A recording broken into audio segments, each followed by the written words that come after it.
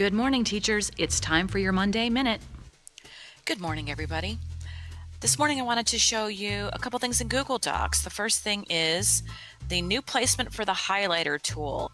It's floating right here. It used to be buried underneath the text tool, and now it's easily accessible. So when you or your students grab some text and something, go right up here and click that highlighter tool button and choose a color of your choice there for creating highlights in your document.